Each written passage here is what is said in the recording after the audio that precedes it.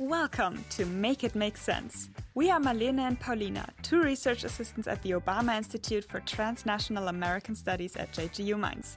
In this podcast, we take you on a deep dive into the world of our study program. Together with guests from all throughout the discipline, we talk about everyday societal topics you might not have guessed are connected to our field. Join us in making sense of the issues that surround us and, most importantly, have fun listening.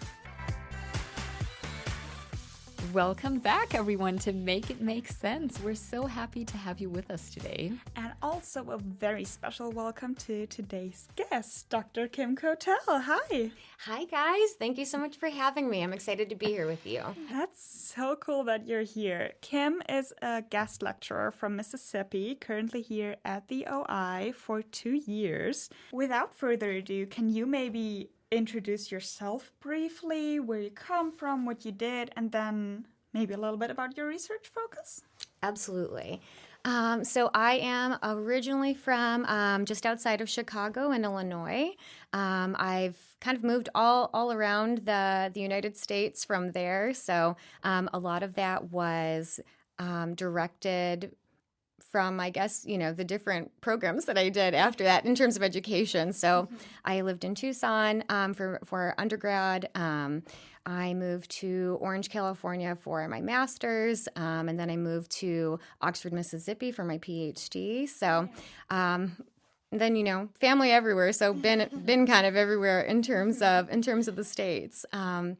But yes, I got the opportunity to come here. It's been absolutely incredible. I love being in Germany. I love working at JGU. It's been incredible. It's so nice. Yeah, I love the students. We have the best time together. At least I think we do. I would say we do. Thank you. Absolutely, yeah. And now that you're here, maybe one culture shock. What surprised you? Oh, gosh. Well, I will say so now, maybe this is kind of like a reverse culture shock, so to speak, but I'm so used to hearing German around me that anytime I hear somebody speaking English in Mainz, I'm like, oh, who is speaking English? Oh my gosh. Yeah. That's crazy. That's funny. so good. So I did my PhD work in technically English literature, but my focus was on transnational literature. So drawing connections essentially through American, English, and French works that were happening around the turn of the 1900s, essentially. So I also focus on asexualities, gender and sexuality in general, but specifically asexualities. So it's kind of a burgeoning field right now. That's so great. Thank you. That's amazing. And that also already gets us started perfectly into today's topic. And as per usual, we've brought you a pop culture example to kind of introduce today's episode topic. And notably, it has a little twist because it's not American. And I know, kind of a shocker. Please gasp. Thank you. I'm going to introduce the topic, and then Paulina is going to tell us a little bit about why it's not American. The example we've brought you today is from a very well-known British TV show, which is also running on Netflix, and it's called Heartstopper. Specifically, we're kind of thinking about Isaac Henderson, who first explores his identity in season 2, and then the character confirms his arrow ace identity in season 3 using these specific terms. And what is also very interesting about that is that creator Alice Osman actually said that it's a topic super close to her heart and kind of form of self-representation for her, writing and creating that character, because she too, that's what she told Deadline, considers or identifies herself as a romantic and asexual. Now, why are we choosing a British TV show? Yeah, before we get into it, we should explain a little bit, right? Why we landed on Heartstopper as today's pop culture example and why we want to bring that into play. Because obviously we're a podcast that centers American studies. First of all, I mean, it's important to note that queer representation doesn't stop at national borders, just like pop culture itself, right? And American Studies engages with transnational perspectives, as we've said in previous episodes. So the series Heartstopper offers a lens for exploring how global media shapes and reflects evolving conversations about identity, sexuality, and community. And yeah, we wanted to bring Heartstopper into our conversation today because it's become a global cultural touchstone, especially among young queer audiences, including in the US and other countries. And the way it portrays asexuality invites comparisons to how such identities are represented or even erased, perhaps, in American media, and helps us think about how asexual visibility is emerging in global pop culture. So that should explain a little bit. Bit. Exactly. But we didn't just choose that example to emphasize the transnationality of our work, but also to for reasons of representation, right? Mm-hmm. And in order to kind of dig deeper into that, maybe Kim, can you tell us what representation in general means to you as a scholar, and maybe why it is so important? Mm-hmm. Oh gosh, it feels like such a big question. Really broad question. Yeah, I was like, ooh, yeah. I mean, I think, what does representation mean to me as a scholar? I think I would say, I mean, I guess if we're thinking even just historically about how have we kind of developed these different areas and fields of study, representation has kind of been this driving force within that. It's shaped so many different fields. I mean, one of them is, so when we're thinking about gender and sexuality, and these you know, they certainly came out of kind of these political movements and social cultural movements that were happening during their time. You know, we see that particularly with gay studies, you know, this was something that was happening in real life. And it then comes into scholarship, and it starts informing different ways that we read literature, or different ways of, making sure that we're engaging history in a way that is inclusive and is bringing in these different voices and these different perspectives, and it's nuancing, you know, our understanding of time periods and of literatures. Yeah. So representation for you is something that also evolves over time. Mm-hmm. Yeah, I would say so. I mean, and it's, I think, something, you know, that we also see happening with literature. Are revisionist readings, and so we will look at books that were published during times where we didn't have the language that we have now, or the different ways of seeing or thinking about inclusivity, and being able to kind of use the tools that we have now to look back, and whether that's to gain new perspective on what the text might be doing, or the narratives I think that is a really great segue have. into my next question for you, because if we're connecting all of that kind of back to Isaac Henderson and his outing as asexual, does then the meaning of representation kind of change, or maybe give it a different connotation when we talk about asexuality specifically, also connected to your research? You know, I don't know if it changes as much as I think it is always complicated when we're thinking about different kinds of orientations or identities coming into spaces that are still being thought of from like a dominant perspective. And so asexualities, I guess, it is something that I think that we are still looking very much in from this dominant perspective of compulsory sexuality.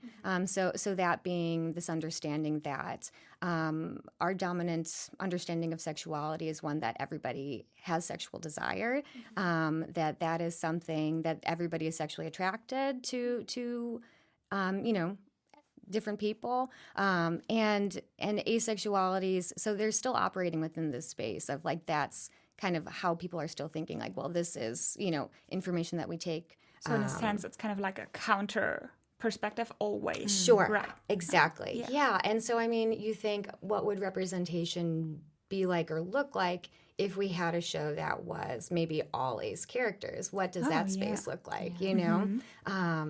not navigating or navigating in a different way, maybe the dominant perspective then becomes something that's more tangential or periphery.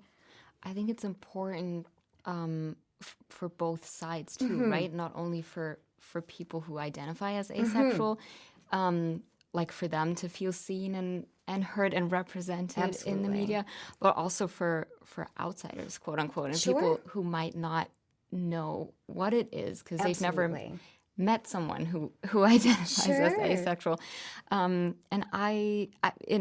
while we were preparing for this episode, we were kind of, thinking about, popular examples in the media.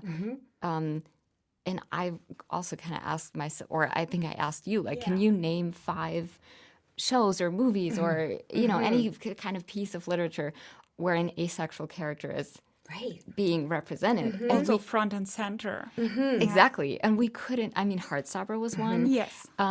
Sex Education, coincidentally, also a British show. Yes. That seems to be a running theme.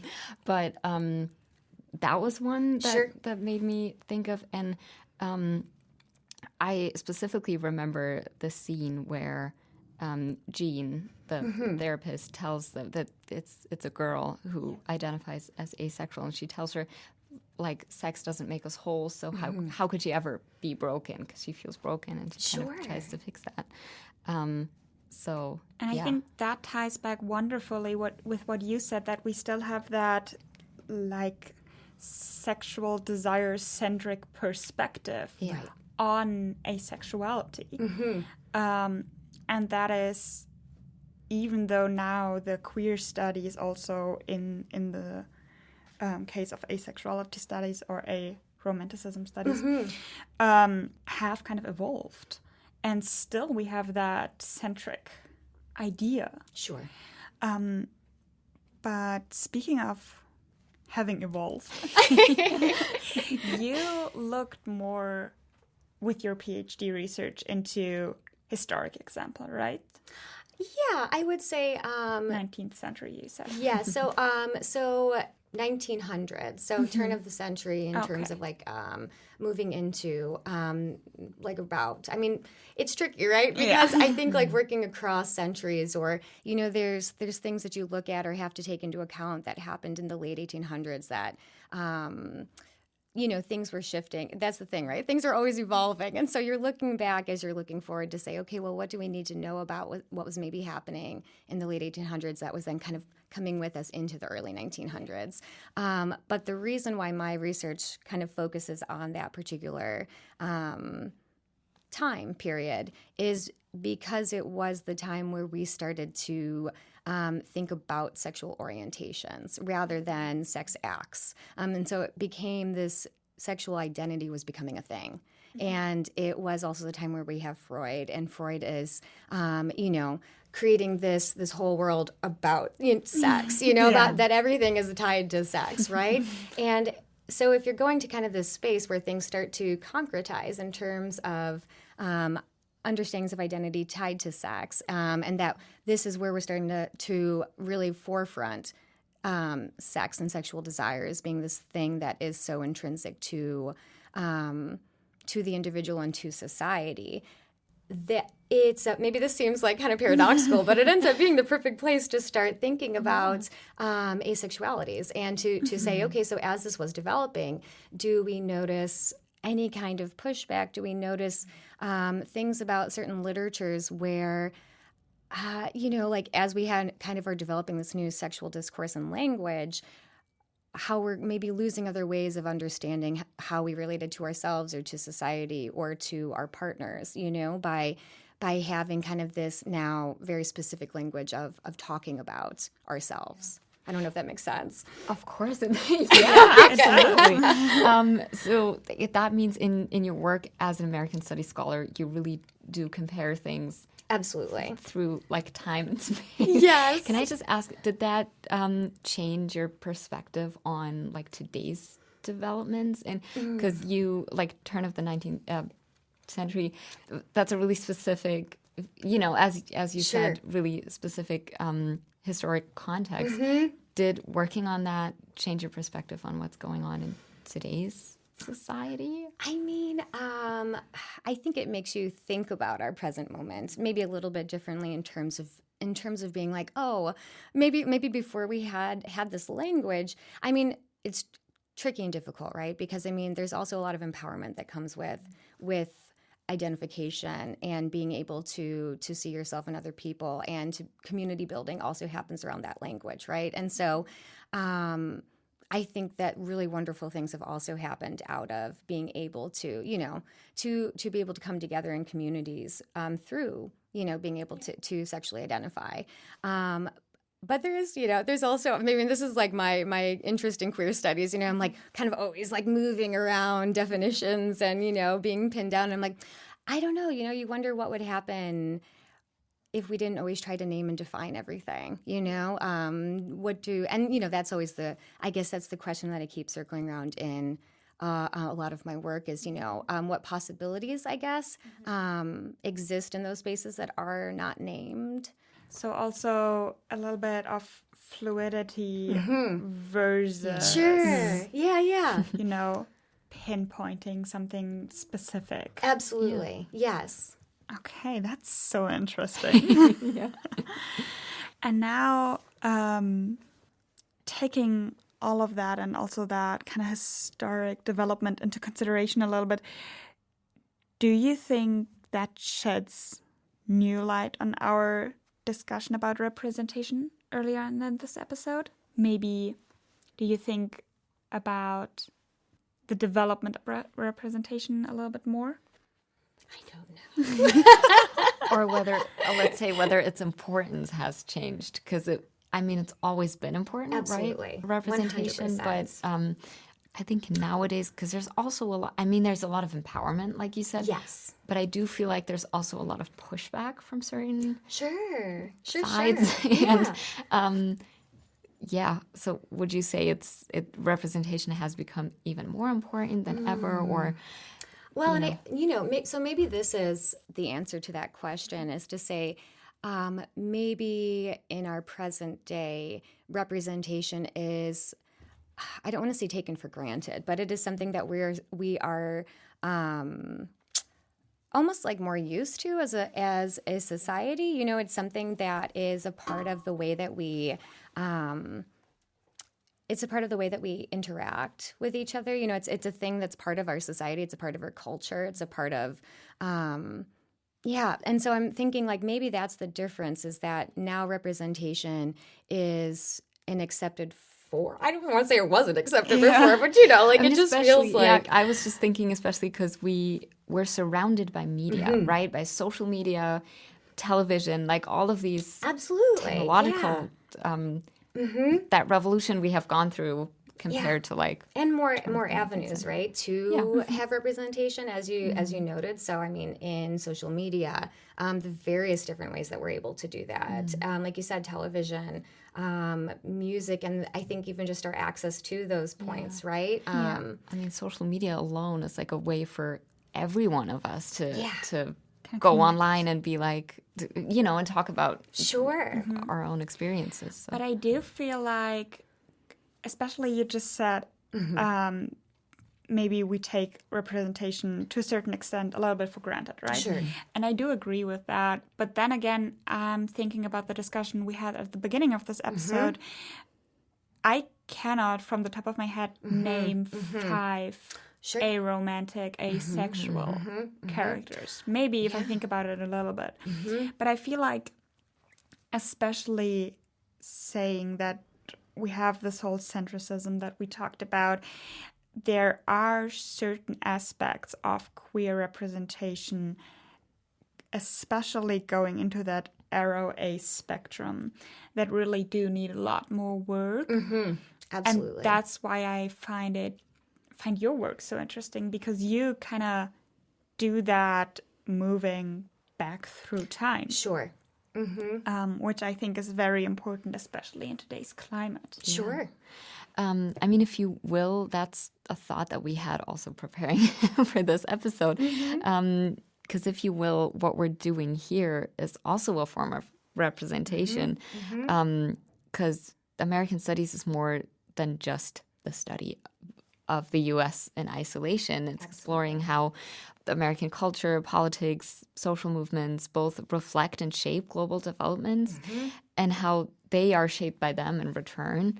And the U.S. often acts as a kind of cultural node almost to like trends, tensions and ideas emerge, circulate, intersect with other parts of the world, right? So American studies, and this very much ties back to our last episode or episodes, in which we've been talking about this a lot, but it means engaging with almost kind of like the interrelatedness of a multitude of influences and perspectives from many different places and spaces. So, and that can include global media phenomena like Heartstopper, for example, that resonates with and is shaped by American conversations about identity and sexual identity and representation. Yeah. And I think in this way, the American studies becomes more of like a lens through which we can kind of understand these wider patterns and influences,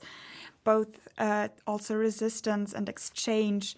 And I really think that is kind of what we're trying to do with this. Would you agree? Absolutely, 100%. Yeah. Right. So, I mean, our reference to Heartstopper also, I mean, as far as queer representation in media goes, the show really served as a good example for the representation of asexuality and showcases what actually important work our field of study can do, right? Absolutely. Which is why we chose it as our main pop culture reference in this episode. Do you maybe have like one last comment for that? So kind of like related to Heartstopper and also representation as part of the American studies and then asexuality, maybe kind of tying it all bring together. All that together. Yeah. Oh gosh, yeah. I mean, I agree with what you were saying earlier about American studies. I mean, I think it's always interesting. I mean, I guess I should start by saying, like, it never really made sense to me to only look at one country, you know, whatever it is that might be that focus, you know. That was, I mean, and it's still something that I think we're all navigating in higher ed is this kind of this crossing, this blurring of borders, right? So it is still, I think, kind of a new thing to be saying, you know, even though that's generally where I feel like literature and research ends up, where it ends up moving to is this idea of always thinking about it in relation to, you know, as you were saying, American studies and things that are happening in America, America is looking out and back at all of these different, what's happening in other different countries, you know, and different countries are looking back at America, and it's this constant back and forth, you know, and so to even think that there's like another option outside of anything being transnational is, you know, it's hard to kind of understand how that could work, you know? Yeah, of course. Navigating intersectionality is not easy, but I do think it's this incredible, I don't want to say force. That sounds so violent, but like it's really, it just bears a lot of potential. Yes. And I personally think it's a ton of fun Absolutely. to just bring these different perspectives into play. Yeah. I mean, you could even think, you know, so if Heartstopper became, you know, an artifact or something that we would want to analyze, I mean, we're taking and thinking about maybe some, you know, important asexual scholars that are from America, and there you have kind of, again, thinking about these two different cultures coming together over a topic and an identity that's kind of transcending, you know, national identities. Yeah, Transcending borders. No, I think this is so fascinating, and I think I speak for the both of us in saying that I wish we could talk for hours on end on this. But because I not only is it fun, but it's also so important. Absolutely. That's why I'm even more sad that unfortunately our time is coming to an end. Yeah. But before we say goodbye, there is the big thing, the big question. Oh, boy. Exactly. Oh, I don't know if I'm ready for this one. That is the correct response. No, because we ask all of our guests one kind of personal question, if you're down for that. Of course. Okay, perfect. All right, so here goes for this episode.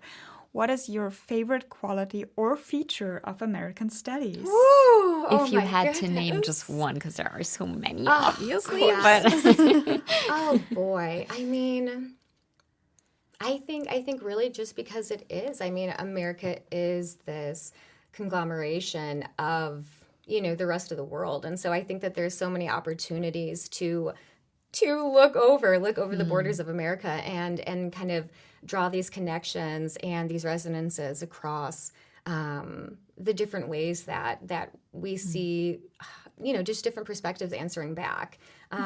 So I love that about it. I love, I guess, kind of the paradox that America always is, and to be able to kind of use that again as this space for thinking through contradictory ideas and trying to make sense of it. as we're trying to do, title drop. Make it make sense. Thank you for dropping our title in there. I do my best. That was not scripted, you guys. I swear. I swear to God, sometimes things just work out. Yeah, perfectly. Right. And with that, our episode comes to a close. Thank you so much for listening. And we will talk to you again in 2 weeks in our next episode, right? Exactly. And until then, don't forget to follow us on Instagram and get regular updates. And if you maybe think of some own ideas of representation and asexuality, leave us a comment, shoot us a DM. We're always happy to engage with you guys. Yeah. All right. Bye. Thank you so much for being here, Kim. Thank you for having me. It was a pleasure. All right. See ya. Bye, guys. Bye.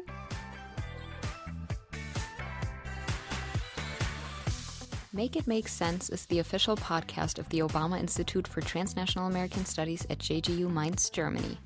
This podcast is hosted by Marlene Winkler and Paulina Schlosser and edited by Paulina Schlosser. We're recording at the sound studios of the Zentrum für Audiovisuelle Produktion at JGU. For more information on us, check out our website and don't forget to always keep up with us on Instagram at Obama Institute. Thank you for listening.